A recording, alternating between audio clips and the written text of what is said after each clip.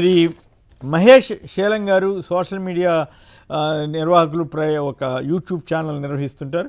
అలాగే శ్రీ శ్రీనివాస్ యాదవ్ గారు BRS senior నేత, శ్రీ పోరెడ్డి కిషోర్ రెడ్డి గారు భారతీయ జనతా పార్టీ అధికార ప్రతినిధి, శ్రీ రవళి గారు కాంగ్రెస్ పార్టీ, శ్రీమతి రవళి గారు కాంగ్రెస్ పార్టీ అధికార ప్రతినిధి. ముందుగా పవన్ కళ్యాణ్ గారు ఎందుకు ఇంత సడన్గా ఆయనలో మార్పు వచ్చింది? అంతకుముందు దాడి చేయండి, ఎవరైనా సోషల్ మీడియా వాళ్ళు ఏదైనా పెడితే అన్న ఆయన ఇప్పుడు సోషల్ మీడియా వాళ్ళని రిక్వెస్ట్ చేయటం, రాజకీయాన్ని సినిమాల్లోకి, సినిమాని రాజకీయాల్లోకి తీసుకొచ్చి ఉభయత్రా లబ్ధి పొందాలనుకున్న ఆయన ప్రయత్నం గండిగొట్టినట్ల ప్రయత్నానికి ముందుగా మహేష్ గారు చెప్పండి, ఏమంటారు? పవన్ కళ్యాణ్ గారు మొన్న సినిమా ప్రెస్ మీట్ అనుకుంటా, దాంట్లో చేసిన ఉపన్యాసం, దాని మీద మీరు కూడా వీడియో చేసినట్టున్నారు. సో ఓవరాల్గా పవన్ కళ్యాణ్ గారి వైఖరి ఎలా ఉంది, వాస్తవ పరిస్థితి ఎలా ఉంది, ఆయన రాజకీయాన్ని సినిమాకి ఎట్లా వాడుకున్నారు, సినిమాని రాజకీయాలకి ఎట్లా వాడుకోదలిచారు, ఇప్పుడు అవన్నీ ఇబ్బంది పడుతున్నారు? నమస్కారం.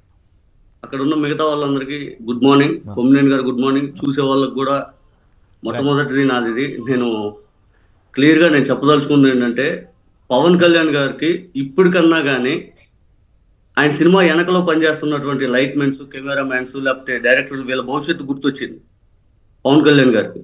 ఇదే పాలిటిక్స్ని సినిమాని కలిపి పవన్ కళ్యాణ్ గారు చేసినప్పుడు హంగామా ఏదైతే ఉందో అప్పుడు గుర్తుకు రాలి ఆయనకి.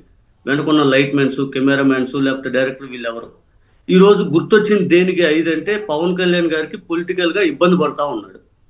దేనికి ఇబ్బంది అంటే, పవన్ కళ్యాణ్ గారు సినిమా క్రేజ్ తగ్గితే పూర్తిగా పొలిటికల్గా ఇబ్బంది పడతాడు, పొలిటికల్ క్రేజ్ తగ్గిద్దని ఆయన ఆలోచిస్తున్నాడు. ఇది నేను చెప్పట్లా, స్వయంగా నాదెండ్ల మనోహర్ గారు మొన్న హరిహర వీరమల్లు సినిమా ప్రమోషన్ కార్యక్రమాలు అనాలా, లేకపోతే టెలికాన్ఫరెన్స్, మంత్రుల హోదాలో ప్రజాప్రతినిధులుగా ప్రజలకు సేవ చేయకుండా టికెట్లు అమ్మే ప్రక్రియ, ఆ సినిమా ప్రమోషన్ కార్యక్రమాల్లో టెలికాన్ఫరెన్స్లో నాదెండ్ల మనోహర్ గారు చెప్పారు, ఇక్కడ సినిమా క్రేజ్ తగ్గితే పవన్ కళ్యాణ్ గారికి ఇబ్బంది, మన వాళ్ళందరూ వెళ్ళి సినిమా చూసేయండి, అవసరమైతే ఇంటింటి టికెట్లు పంపిణీ చేసి అందరిని పంపించేసేయండి అని చెప్పి టెలికాన్ఫరెన్స్ మంత్రి హోదాలో ఆయన పెట్టాడు. ఇప్పుడు ఈ సినిమా క్రేజ్ తగ్గేలేకి పవన్ కళ్యాణ్ గారికి పాలిటిక్స్ వేరు, సినిమా వేరు అని కనిపిస్తూ ఉంది. అందులో భాగంగా బాయ్కాట్ చేయొద్దు, లేకపోతే సోషల్ మీడియా యూట్యూబర్స్ కానీ, లేకపోతే నెగిటివ్ రివ్యూస్ రాసేవాళ్ళు కానీ, లేకపోతే ఇంకొకరు కానీ. సార్, కొమ్మినేని గారు సినిమా బాగుంటే ఫస్ట్ ఆఫ్ ఆల్ ఎవ్వరూ ఏమీ చేయలేరు. కరెక్ట్. పవన్ కళ్యాణ్ గారికి బాయ్కాట్ పుష్ప అన్న రోజు పవన్ కళ్యాణ్ గారు బయటకు వచ్చి బాయ్కాట్ చేయొద్దని చెప్పాల. కాంతారా బాయ్కాట్ అన్నప్పుడు ఎందుకు చెప్పారు అంటే, పవన్ కళ్యాణ్ గారికి ఆయనకు అవసరమైనప్పుడు ఆయన వివిధ విధానాలు మార్చుకునే విధానంలో ఇది కూడా ఒకటి.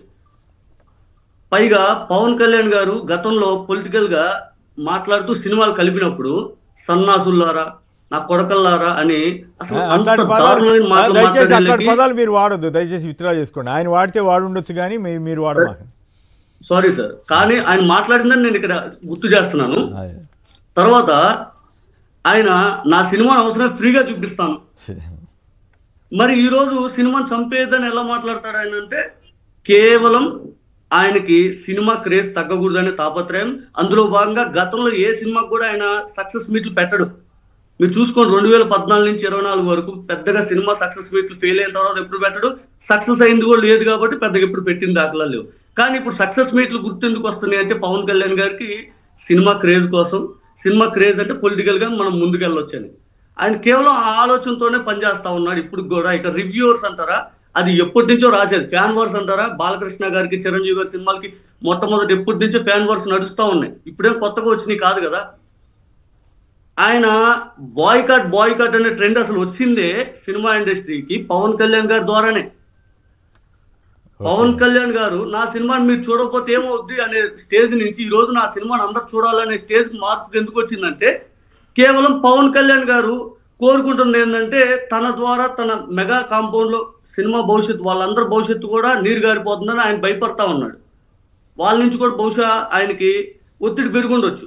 అందులో భాగంగా ఈ రీసెంట్గా జరిగిన పరిణామాలను ఇక్కడ ప్రస్తావించడం, కానీ అది చూసాం కదా మనం ఈ మధ్య రీసెంట్గా జరిగిన ఒక పరిణామం కూడా దీనికే అని చెప్పి కొంతమంది విశ్లేషకులు అంటున్న మాట. కొంతమంది విశ్లేషకులు అంటున్న మాట ఏంటంటే, కేవలం దీని వల్లే ఇంత జరుగుంది, అప్పుడు చెప్పాల్సినప్పుడు చెప్పలేదు, ఇప్పుడు ఎందుకు చెప్పారనేది కూడా ఇక్కడ కొంతమంది మాట్లాడుతూ ఉన్నారు. అంతిమంగా పవన్ కళ్యాణ్ గారిలో మార్పు పొలిటికల్ గా సినిమాలకి ఇప్పుడు తెలుసుకున్నాననే బదులు తీరం దాటిపోయింది. అది మీరు ఎంత తెలుసుకున్నా కూడా ఎంత చేసుకున్నా కూడా పవన్ కళ్యాణ్ గారు చేతులు ఎత్తేయాల్సిన పరిస్థితి. ఆయన సినిమాలో ఆహా పవన్ కళ్యాణ్ గారు బాగా నటించారా అని గడిచిన 10 సంవత్సరాల్లో మీరు ఒక్క సినిమా పేరు చెప్పండి. సరే ఆ గొడవలో కొద్దిలే, ఆ గొడవలో కొద్ది ఆయన సినిమా నటించారా లేదా రివ్యూస్ రాసే వాళ్ళ గురించి చెప్తున్నాడు కదండి. రివ్యూస్ జనం నెగిటివ్ రివ్యూస్ ఎవరైనా ఎందుకు రాస్తారండి? నెగిటివ్ రివ్యూస్ ఇప్పుడు వాళ్ళ సినిమా ఇండస్ట్రీ తరపున ఉన్నారు, లేదా ఫిలిం జర్నలిస్టులు ఉన్నారు, వాళ్ళందరూ నెగిటివ్ రివ్యూస్, వాళ్ళకేం పని పాటలేదండి. వాళ్ళు ప్రతి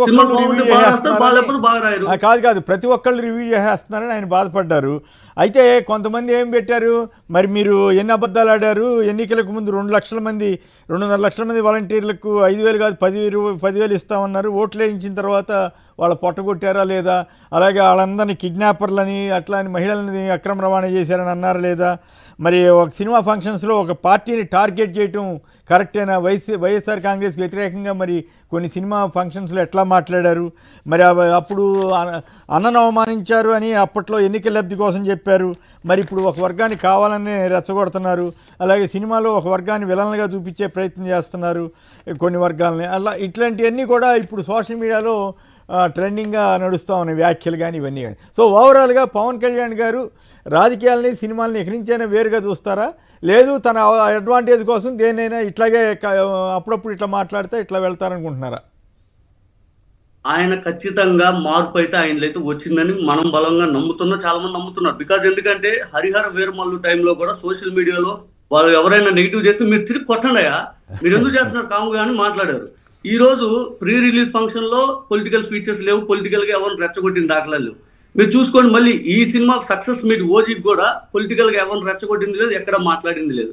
అయినా కూడా ఈ సినిమా ఇంతవరకు బ్రేక్ ఈవెన్ ఎందుకు కాలేదంటే ఒక వర్గం పూర్తిగా దూరం అయిపోయింది. ఒక వర్గంలో ఇన్ ద సెన్స్ ఏంటంటే ఆయనకి చిరంజీవి గారికి లేదా మెగా కాంపౌండ్ కి ఎక్కువ అభిమానులు కాంగ్రెస్ ఫ్యామిలీ నుంచి ఉండేవాళ్ళు, అంటే కాంగ్రెస్ అభిమానులు, అంటే ఇప్పుడు వైఎస్ఆర్సీపీ వీళ్ళు నాకు వద్దు అని చెప్పి ఆయన సినిమా పైన ఫస్ట్ నుంచి ఫ్యాన్ వార్స్ చేసేది ఈ నందమూరి సంబంధించిన వాళ్ళు, ఆ టీడీపీ సంబంధించిన వాళ్ళు. వాళ్ళు ఇప్పటికైనా కానీ చిరంజీవి గారి సినిమా హిట్ కావాలని కోరుకోరు కదా, లేకపోతే పవన్ కళ్యాణ్ గారి సినిమా హిట్ కావాలని కోరుకోరు కదా. ఆయన సినిమా రెగ్యులర్ గా చూసే వాళ్ళని నాకు వద్దు, మీకు అవసరమైతే నేను యూట్యూబ్ లో రిలీజ్ చేసుకుని రెచ్చగొట్టాడు. అక్కడ పొలిటికల్ గా ఒక సినిమా ఆయన సినిమాని ఎత్తుకునే వాళ్ళందరినీ దూరం చేసుకున్నాడు. ఇప్పుడు ఆయన సినిమా హిట్ కావాలని కోరుకుంటున్న సందర్భంలో ఆయన చేసిన పొలిటికల్ గా ఆయన ఒక మాట మాట్లాడాడు మొన్న, నేను పొలిటికల్ గా బిజీగా ఉంటాను కానీ టైం కేటాయించి ఇటు పక్క నేను అప్పుడప్పుడు సినిమాని చేస్తాను 5 అని చెప్పారు. కానీ పవన్ కళ్యాణ్ గారు అధికారంలోకి వచ్చి 16 నెలల కాలంలో గతంలో ఆయన ప్రతిపక్షంలో ఉన్నప్పుడు ఏదైతే మాట్లాడాడు ఈ రోజు ఒక్కటంటే ఒక్కటి నెరవేర్చలేదు కొమ్మినేని గారు. మీరు చూడండి, సుగాలి ప్రీతి కేసుని ఫస్ట్ చేస్తానంటే ఎంతవరకు సిబిఐకి ఇచ్చింది.